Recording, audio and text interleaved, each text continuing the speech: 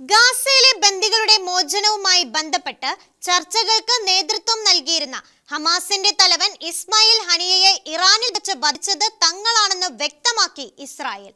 പ്രതിരോധ മന്ത്രി Israel Katz ആണ് ഇത് സംബന്ധിച്ച വിശദീകരണം നൽകിയത്. യമനിലും സമാനമായ ആക്രമണം നടത്തുമെന്ന് കാറ്റ്സ് മുന്നറിയിപ്പ് നൽകി. ഹമാസ് നേതാവ് ഇസ്മായിൽ ഹനിയ കൊല്ലപ്പെട്ടിട്ട് 5 മാസം പിന്നിടുമ്പോഴാണ് കൊലപാതകത്തിന്റെ ഉത്തരവാദിത്തം ഏറ്റെടുത്ത് ഇസ്രായേൽ രംഗത്ത് വരുന്നത്. കഴിഞ്ഞ വർഷം ഒക്ടോബർ 7-ന് ഹമാസ് നടത്തിയ ആക്രമണത്തിന് പിന്നാലെ ഹനിയെ വധിക്കുമെന്ന് ഇസ്രായേൽ പ്രഖ്യാപിച്ചിരുന്നുവെങ്കിലും അദ്ദേഹം കൊല്ലപ്പെട്ടതിന് ശേഷം ഇതേക്കുറിച്ച് പ്രതികരിക്കാൻ ഇസ്രായേൽ തയ്യാറായിരുന്നില്ല.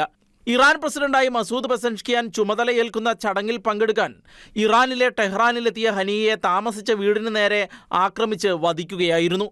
ജൂലൈ 31-ന് നടന്ന സ്ഫോടനത്തിൽ ഹനിയെ കൂടാതെ അദ്ദേഹത്തിന്റെ അംഗരക്ഷകനും കൊല്ലപ്പെട്ടിരുന്നു. 2017 മുതൽ ഹമാസിന്റെ തലവനായിരുന്നു ഇസ്മായിൽ ഹനിയെ.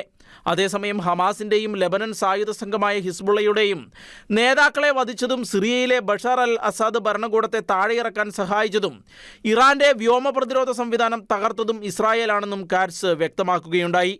യമനിലെ വിമത വിഭാഗമായ ഹൂത്തികളുടെ നേതൃനിരക്കെതിരെയും സമാനമായ നടപടികൾ സ്വീകരിക്കുമെന്നും കാറ്റ്സ് മുന്നറിയിപ്പ് നൽകി. ഹമാസ് തലവൻ ഇസ്മായിൽ ഹനിയ, ഉന്നത നേതാവ് യഹ്യ സിൻവാർ, ഹിസ്ബുള്ള തലവൻ ഹസൻ നസ്രല്ല എന്നിവരോട് ചെയ്തതിന് സമാനമായ നടപടികൾ അൽ ഹുദൈദ്, സന എന്നിവിടങ്ങളിലും സ്വീകരിക്കുമെന്നാണ് അദ്ദേഹം വ്യക്തമാക്കിയിരിക്കുന്നത്. International desk, Shekinah news.